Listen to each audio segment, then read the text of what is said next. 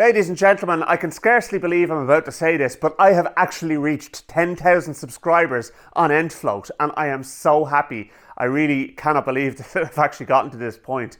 I didn't think it was actually going to happen, to tell you the truth, but first and foremost, I want to say a huge thank you to every single one of you who have tuned in and made this all possible. And I need to say a huge thank you to my family and friends who've supported me along the way, specifically my wife as well. And to be honest with you, behind every successful man is a woman rolling her eyes, or isn't that how the expression goes? Something along those lines anyway. But either way, I couldn't have done it without her support. I couldn't have done it without your support. And I wanted to make sure that I say a huge thank you. So in this video, what I'm going to do is I'm going to tell you a few of my plans for the channel, what's going on at the moment, where I'm going with it, and how I'm going to kind of maybe turn things around over the next while and sort of move on from the 10,000 subscriber to the 100,000 subscriber mark, because that's my next goal. Bit lofty, I suppose, but you have to set your goals somewhere, don't you?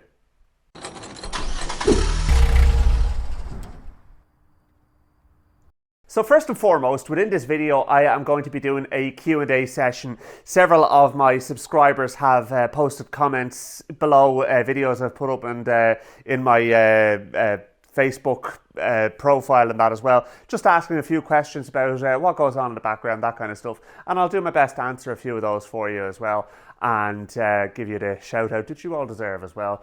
But before we get on to the Q&A session, I just want to talk you through where I'm at with various different projects, starting with the Beetle here. So as you well know, I have started on a fuel injection conversion on this, and I did get the car running. And although it was running relatively well and I got through some of the kind of hurdles that involved some re-engineering, some head scratching, and a few mistakes on my part, it has to be said as well, I did get the engine running. I did actually drive it into work, and the engine absolutely hemorrhaged oil and overheated as well. So as soon as I got it home, I said, right, you know what? Pulling the engine, I have to get to the bottom of this. So I now have the engine on a stand, and I'm working through all the seals and the pushrod tubes. I've got a new fan shroud for it, and we're going to get that all straightened out back in the car. And there's a few other things, like I need to figure out why the engine is sitting over on the sitting down on the left a bit. I know kind of why it's doing that, so I have to get that fixed, but we'll pick that up in another video. I don't want to get too bogged down in specifics in this video. So that's the plan with the Beetle: get it back driving and get it out on this wonderful summer's day, such as it is. It's kind of dank out for a May day, but anyway, yeah. So that's that. Next car on the chopping block for the next little while is the Ford Fiesta. So for those of you playing along at home, I actually acquired this car through a trade deal with the teal colour Beetle that I did up to sell, and basically I got this in part exchange for it. And to be honest with you, I was quite happy with the deal. This is a cool little car, and I'm actually really looking forward to getting stuck into it. The engine is as sweet as a nut. It ticks over lovely. The owner of the car did get it to the point where it's actually kind of rolling, and it is moving under its own power. The brakes are shot, and the bodywork needs some serious attention. So what I'm going to be doing with this car is I'm going to be doing a proper spray job on it. So that means I'm getting tooled up over the last while to do spray painting in the garage and kind of trying to figure all of that out. This will be my first ever spray job, but it's going to be proper 2K paint, none of this Rust-Oleum carry-on. Just didn't work out well in the on the red Golf. I mean, too much faffing around, and to be honest with you, the spray job would have been an awful lot easier in all honesty. But that being said, I'm gonna figure it out with this and see how I go with it, and I'm gonna try and do it justice. So that's the plan here, and then once we've got the bodywork sorted out, then I'm going to get it into the mechanical side of things. So that'll be the likes of the brakes and suspension, give the engine the kind of the Endfloat treatment, make sure that that's all squared away. And then I'm actually probably going to hold on to this one for a little while, because I do really like it. I actually think it's class. It's a car very much of my generation. I'm 42, and this car is kind of, they would have been everywhere when I was a kid. So yeah, I don't know, I'll probably hang on to it for a few months and then probably sell it on and move on to something else, get another interesting classic car to replace it. What I'll get yet, I'm not entirely sure, but we'll figure that out along the way.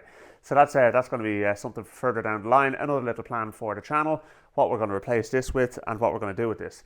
So in addition to that then as well, my other cars in the fleet, we have the camper van, which although is going quite unused of late. I have used it here and there, but it unfortunately doesn't fit into the garage. So I hate having to leave it outside, and the problem is the weather is taking its toll on it. But I will be getting that back to its former glory, and the plan is to get it out with the my wife and kids and get out and actually do a few nice camping trips on it this year. We did a camping trip in it last year, and the kids absolutely loved it. So we went down to Cork and Waterford in it, and it was fantastic.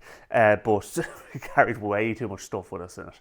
So that's a bit of a learning experience. We're going to have to try and figure stuff out with that as we go, and I want to kind of spruce the van up and get it back to rights and everything as well. The MG, on the other hand, is in regular daily use, and I'm getting every last mile out of that car that I can before it's eventually going to have to get some bodywork done to it, which I will hopefully be able to do myself by the time I've kind of painted this. But I will not be keeping it off the road for too long. The MG is certainly a keeper. I love that car. I just think it's so 70s class, like, you know, brown with an orange interior. I mean, I just love it. I think it's cool. I was brought home from the maternity hospital when I was born in a white MGB Roadster, and I think that kind of petrol in my veins has sort of stayed with me, and that's really why I've just always loved old metal, you know, vintage old school stuff. You know, I mean, I'm the principal of the old school, so to speak. So there's that, and then as far as the MX-5 goes, that is my wife's car. The MX-5 is in regular use when the weather is better than it is at the moment, but it does get the use, but it will need some bodywork and TLC. I need to get into a few issues with the engine and that as well. It's just not running smoothly. It sounds like there's a bit of a misfire going on there. It's like it's down in compression on one cylinder. I have a theory that it might be a stuck valve, but what I've done is I've ordered a leak down kit. So I'm going to do a leak down test on the engine, see what's going on with it, see if it's just a stuck lifter, then happy days. If it's something more sinister, if it means pulling the head off the engine, then that's what I'm going to do. But the other side of it as well is we also have a spray painting job queued up for that. Now, I will not be doing that myself. I have somebody who's going to do that for me, and we've got the colour picked out. That's going to be a surprise though. So that's going to really look well now when we have it all done. I've also got another couple of customer cars, so to speak, that are going to be coming my way over the next while. How much of the work I do on them gets filmed, I'm not entirely sure. I suppose it depends on whether or not it gets interesting footage, or if it makes for interesting footage, but we'll see. Time will tell. A lot of the time I turn on the camera and I just kind of show what I'm doing, but then it never makes it to YouTube because it's just not interesting enough, or trying to even edit some decent footage out of what I've actually done is just next to impossible. But who knows? We'll see anyway. Certainly the modern car stuff that I just do a little bit of tinkering in the background, you know, just to kind of pay the bills of the garage and my hobby and that as well, to kind of fund the hobby a little bit. That's why I do that, and having the space here as well and the ramp definitely lends itself to that kind of thing. The Hyundai and the Toyota then are the kind of family workhorses. The Toyota gave its first ever problem there recently. We've had zero trouble with that in the 70,000 miles we've done in that car up until now, and it turned out to be the car just stopped recognising the key fob. So that was kind of annoying, but brought it down to Auto Key down in just off the Long Mile Road in Dublin there, and they did a great job in getting it all sorted out, and I got a spare key cut for it as well. So it's back on the road, it's grand, it's 100%. It was still drivable, it just meant you had to press the key off the button to get it to move. The Hyundai is fine. Look, its saving grace is it's got a decent stereo, and I do like my music. Unfortunately, YouTube's copyright policies mean I can't share with you my musical tastes. It just kind of limits me in that regard, but which is a shame because it is actually something I'd love to do on this channel, but I just can't. But anyway, yeah, I'm kind of rambling a little bit. But yeah, so anyway, I think it's time to get on to the questions and answers that you guys have requested.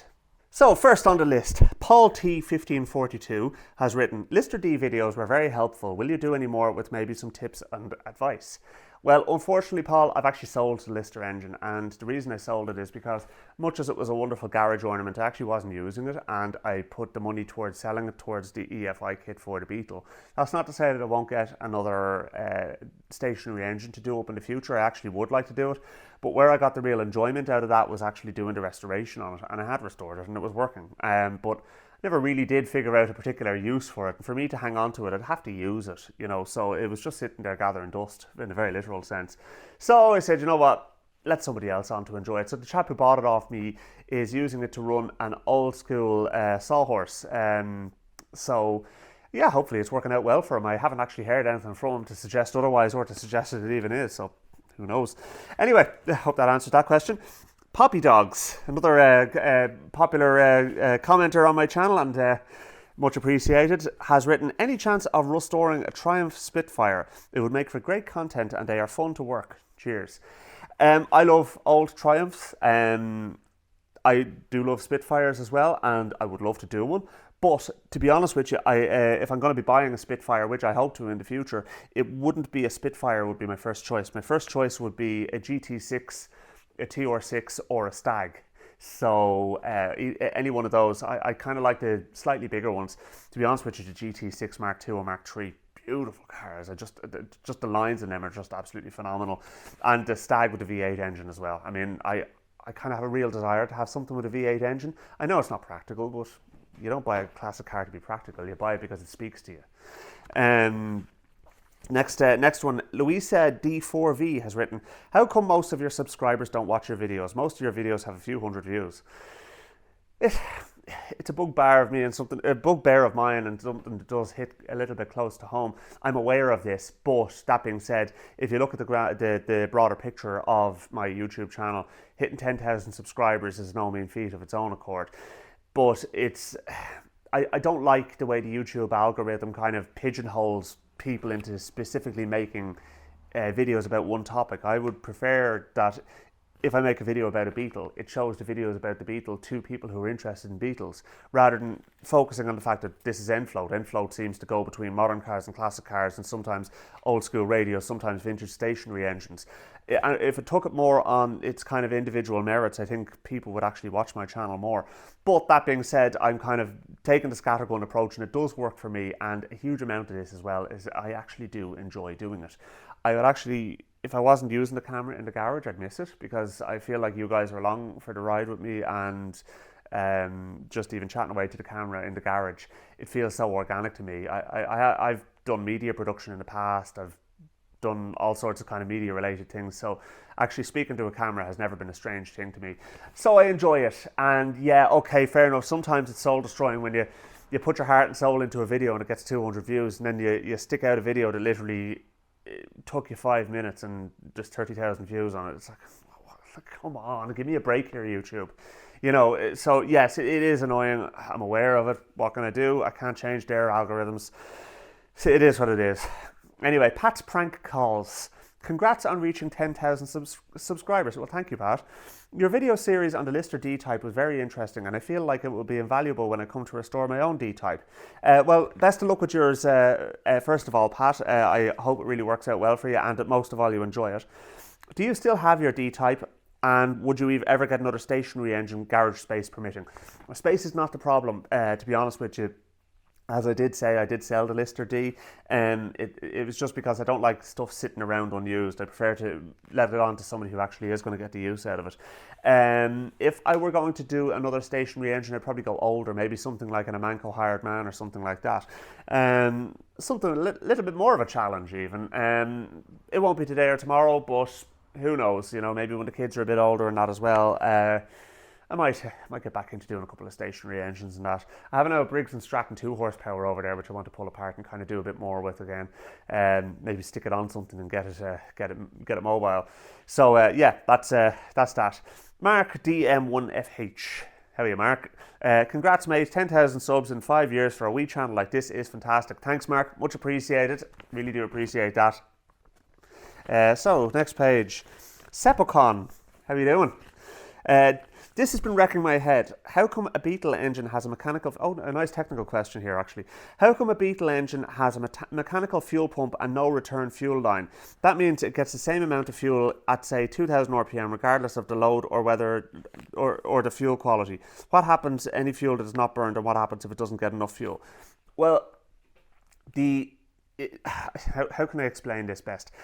The push rod that operates the fuel pump is not what's doing the pumping. The push rod is what's filling the fuel pump. It's the spring pushing back down on it that actually does the pumping. So if the fuel has nowhere to go, if the needle valve is closed in the fuel pump, the diaphragm inside will stay up because the spring can't push it back down again, and the push rod really isn't doing anything. It's kind of probably lifted up and out of the way, and it's only when it drops back down again and the spring has pushed the fuel into the carburetor that the push rod will push it back up, refill the pump, ready for another pump cycle. So that's how that actually works. So it's back to front on how you think. So it's the push rod, as I said, is not actually operating it's not pumping. It's filling the chamber in the pump, ready for pumping, and then the spring will push the fuel to the carburetor.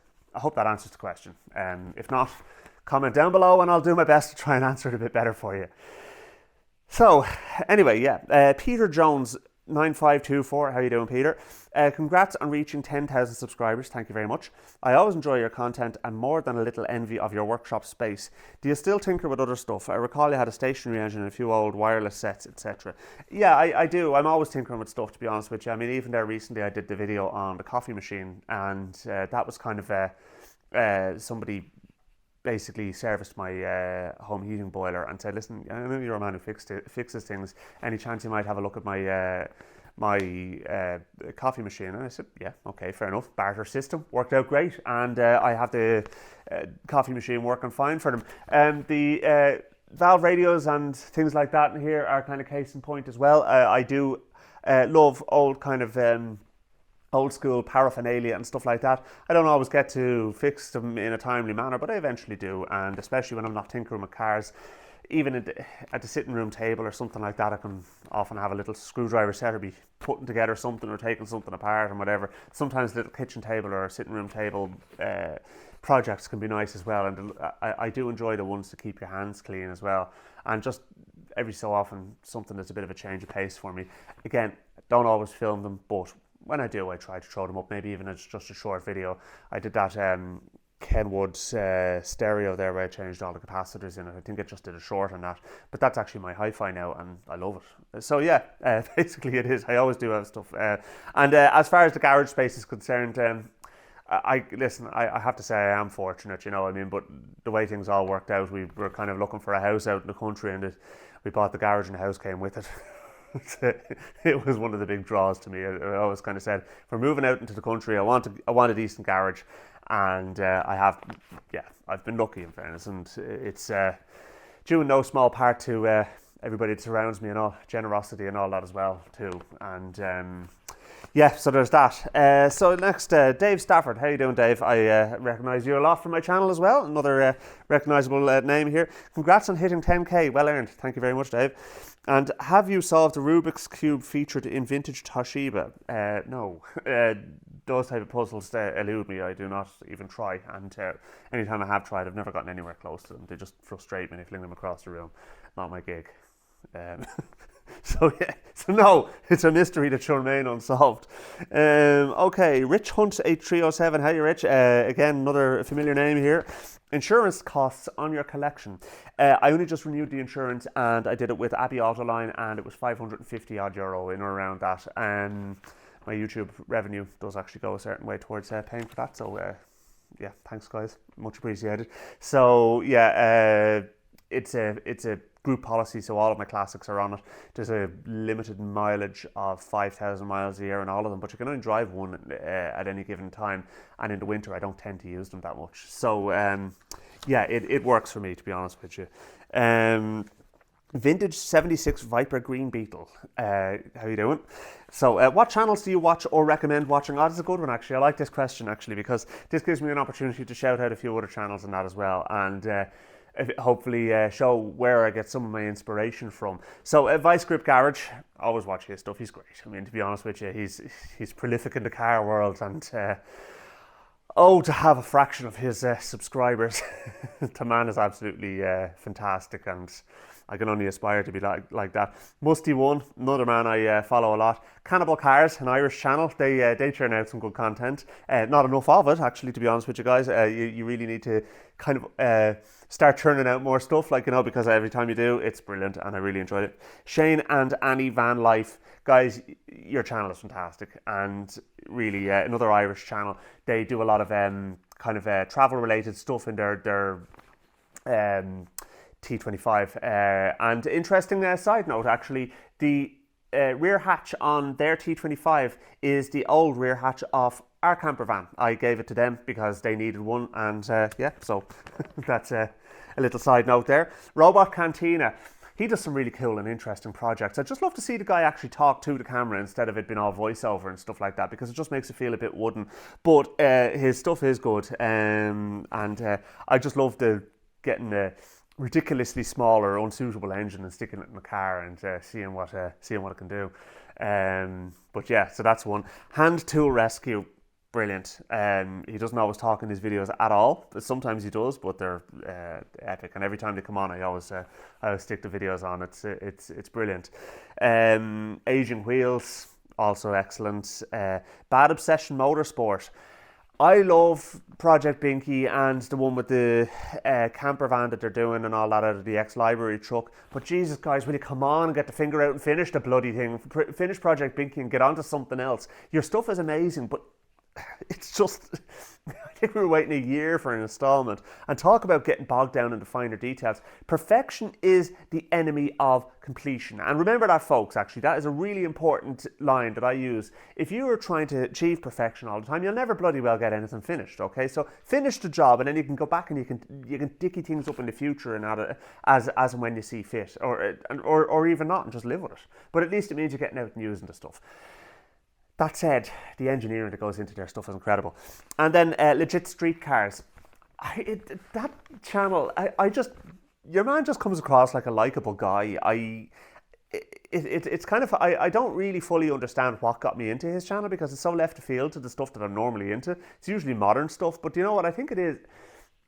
I can empathize with his methodology. He really puts a lot of effort into into just getting stuff right instead of living with it. And this is kind of a little bit at odds with what I was just saying, but not entirely. He doesn't bodge stuff. He gets it right. And I like to think that I'm that way as much as I can be. Like things like, for example, the way I did the wiring on the MG. By actually going back to basics and saying, you know what, I'm going to pull all the wiring out of it and I'm going to get this right, and I'm going to actually put it back to the way British Leyland or BMC intended it to be, such as it is. At least you have some chance of it being reliable. But when the bodge wires in left, right and centre, pull all that shite out and just start again from scratch and get it right. And his methodology is very similar to mine in that regard, I think. But again, he's got an order of magnitude more subscribers than I do. But there again, he's got a much bigger budget, and one kind of goes with the other, so to speak. So yeah, hope that answers that question. Anyway, I hope I'm not also forgetting any other channels that I would have liked to have mentioned. I'm sure I probably am, but anyway, look, I actually, to be honest with you, if I'm watching TV on my own at home, more often than not, I'm watching YouTube rather than watching anything else. What are we watching? I'm watching The Last of Us at the moment, and which is quite good. But that's, yeah. Anyway, it's neither here nor there. Scott Heads. Do you ever regret getting rid of Jelly Bean? Jelly Bean being the purple MG that I had, by the way. No, from the perspective of I never would have finished it. But yes, insofar as I have tried to contact the new owner, and because I wanted to find out did he ever actually do anything with it, and I sold it with the intention that he was actually going to finish the project, and to the best of my knowledge, he's never done anything with it either, and that's a real shame to me. I sold it on good faith that he was actually going to finish the bloody thing, and I'd like to think that he did.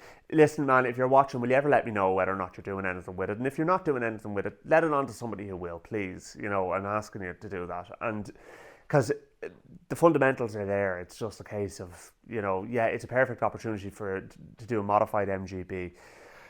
But I don't know, yeah, I'm glad I sold it on.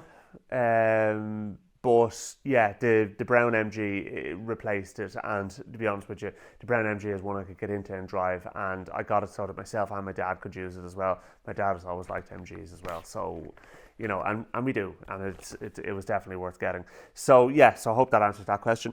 John G7304, you answered. Hey, this is your second. Was that you again? Hang on a second.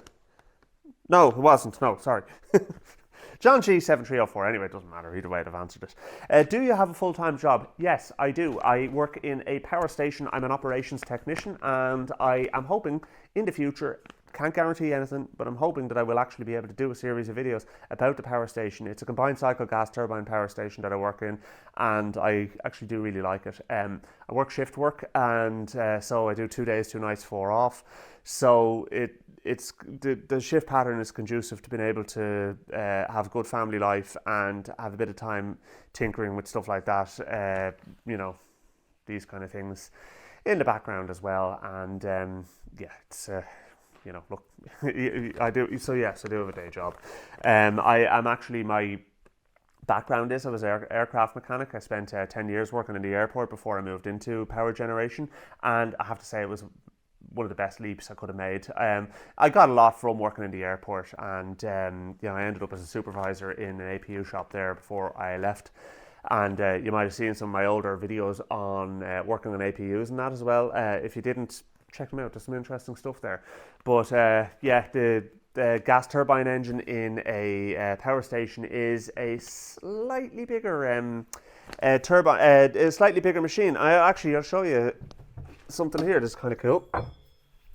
That's a compressor rotor out of a 131 series APU, and the compressor rotor on a Mitsubishi M701F. Don't think I'll be lifting it on my own for some reason. It didn't need a crane, and it's also not centrifugal, it's axial. But that's that. And then here is a turbine from 131 series APU as well, and this one was burnt out, but yeah, that's so it's kind of a little dinky thing. And turbine on a Mitsubishi or Siemens gas turbines in power stations are just ever so slightly bigger than that. But yeah, so it's still it's a cool little thing to be able to have brought home with me. So yeah, that's that. And last one, Phelim O'Neill. How you doing, Phelim? It's time you put your dad into one of your videos, Ross. It's like, well, he was in one of them actually. He was in the video where I revealed the brown MG. Not for any great deal, but he he doesn't particularly want to be in them. I mean, but I know he got me into the whole classic car thing and everything, and for that I'm eternally grateful.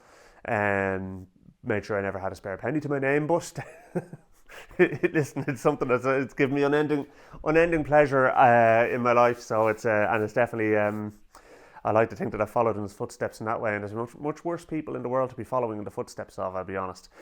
So yeah, so anyway, that's all of the questions and answers that I had, and I hope I've answered them well. If there's any other questions you have, please comment down below, and I might just what I might just do is answer them in the comments. I try to, if I don't always answer the comments that you guys put in the videos, I at least read them. I get notifications on my phone, and sometimes they can be a little relentless at times, to tell you the truth. But yeah, it's cool, and to be honest with you, it's the audience engagement that keeps me going, and I love it, and I'm going to keep doing it for a good long time to come, and the channel is going to hopefully go from strength to strength, and I can only do it with your guys' support.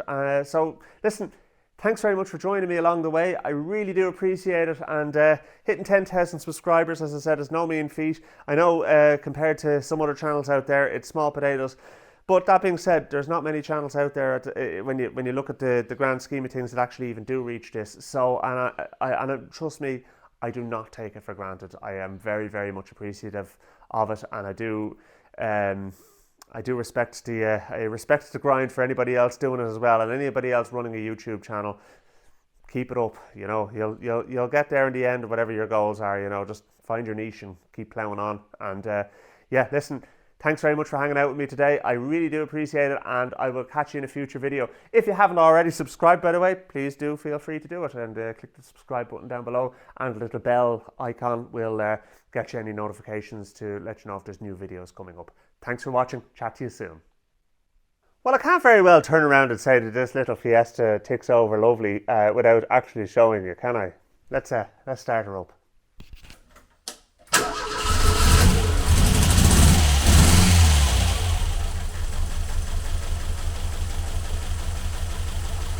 Not too bad.